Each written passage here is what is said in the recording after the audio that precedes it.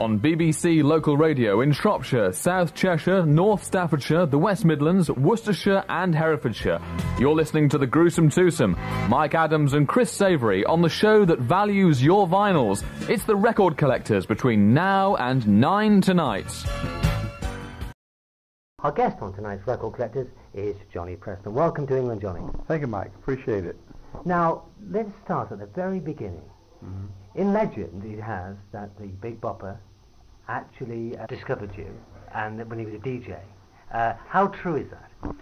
He had stopped DJing at that time, only for a short time, been about maybe 6 months, because he was on the road with Chantilly Lace, and was back in writing some songs. And him and his manager, who later became my manager, Bill Hall, came out to see me one night at a club. I didn't know they were there. And after the job was over, I talked to them, and they said they wanted to record me. Well, of course, that's what we wanted to do, was get a record contract. And it just so happened the song was Running Bear that he had for me to record, and been very fortunate, to get it. Now, at the recording session, you worked with the Big Bopper, didn't you? He was doing the umba on the... Is that correct? That's correct. It was the Big Bopper and the country singer George Jones, and our wound up being our co-manager was Bill Hall. We're doing the Oomba Oogas. Am I right in thinking that when you were first touring, that Bobby V, who you're touring with tonight, who I believe is top of the bill tonight, was Right. actually bottom of the bill? Is that a true story? Oh, Bobby was on a show, on some shows with us in Florida, but I wouldn't say he was bottom of the bill. Right. By any means, I know we've worked together. It's been like, I guess the first time about 39 years ago, and have worked together since then. Yeah, Bobby's had a great career. Talking about recording, I just picked up something you said earlier about doing some demos in radio stations. Mm-hmm. Did you do things like jingles, or was it just a little bit of recording? No, what we did, we had a fellow that, or I guess you'd call him an agent here, was booking us, and he wanted to, he was friendly with some of the DJs, and we'd go in there and set the band up, the shades, and we might do 5 or 6 songs. Just maybe ones that we were doing on our live performances, and put them on tape, see what they sounded like, trying to get an idea about how about going to record it. That was really very primitive back then. You had 2 tracks, the band on one and you on another, so it was a little unusual. And in the studio, you say Running Bear was really your first record. Right. But was that actually the first track you laid down when you did the sessions? Yes. Yeah. Yes, it was. Did you realise, it's such a track which is memorable to everybody, you hear it once and you know the song. Right. When you sang it, did you realise this is going to be big? Did it feel right? To me, I'll be honest with you, I didn't think it felt right at all, because I'd been doing R&B, rhythm and blues. That's where really my roots are. And I really didn't care for the song that much. I loved the story. The only part that even halfway resembled anything was when we went into the bridge. It had a sax break in it and a shuffle beat. JP assured me, he said, this, and I didn't have any guarantees coming, but he told me, he said, this song's going to be a hit. No doubt about it, and he was right. Before we move on to the rest of your career, because of the tragedy, of course, JP is part of one of the rock legends. Right. And you were close to him before it actually happened, working with him. Exactly. Tell us a bit about him. What was he like? He was kind of a bigger-than-life character. He was a very funny man. And naturally, being yourself, you know how DJs are. Yeah. They're gregarious. They just have a good time. He did all sorts of stunts. The radio was different in the U.S. than it is here. He'd get somebody to go do a remote on him in a department store window. He may be there 3 days playing records. In fact, I think one time he stayed up for something like 190 some odd hours straight. They carried him out. They carried him out on a gurney to take him to the hospital. He needed fluids and everything else, and he might lock himself in the station sometime in the control room and play someone's song that he liked, till maybe 3 or 4 hours, and the engineers would cut him off.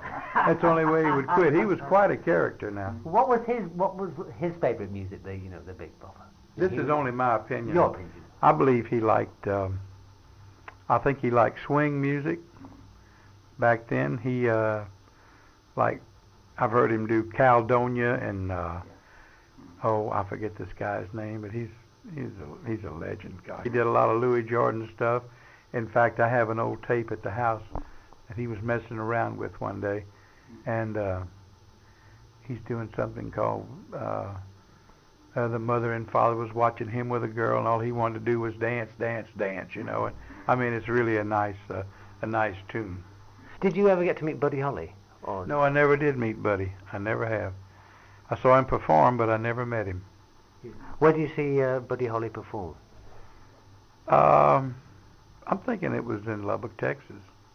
This was probably 57, 58. I was going to, my aunt lives in Amarillo, and that's just below there. I was going up, and we caught the show, my brother and I did. I think at this stage we'll play this, well, multi-million selling record, and this is, of course, Running Bear. That was Running Bear from Johnny Preston. Same to you. Same thing. Same thing. Before we were talking on air, we were just talking about records, and you said that you rate your record Cradle of Love far better than Running Bear. Is there any specific reason for that? Well, I think I say I'd rather sing that than Running Bear. It's pretty limited on what you can do with it. You know, it's got a story to follow, and you can't play around with the words or anything in it because it is such a dead meter song. But I can hold some notes, and I can go as high as I want to on Cradle of Love. It's more fun to perform, and gets a tremendous reaction too. You know, the crowd usually sings it with me. Well, it always struck me that your career should have gone on and on, because one of my favourite records that I wore grey, so it crackled like bacon, was Leave My Kitten Alone. Remember that? Yeah. And it was your version they used to play in Liverpool at the Nem's Music Store at the time when the Beatles were covering. Your record was playing there regularly. They didn't have the other version of it in. Right. It was your record they were hearing. Yeah. I was only recently informed, or I was told by some of the fellows on the tour, that they had Leave My Kitten Alone on their anthology album. Is that right? Yeah. Yeah, but I didn't know they had recorded it, and I didn't even know they had recorded this song. Of course, it was originally done by Little Willie John. Yeah, it was. Right. I read something sad the other day about him.